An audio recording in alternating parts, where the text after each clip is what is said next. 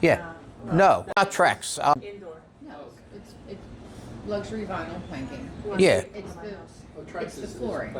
Yeah. Yeah. Trex is outside, exterior. Yeah. And so it's the flooring inside. But there are quality ones too. It just happens to be twice the price for the material. So the shitty stuff looks good for 2 months and then it's... Yeah.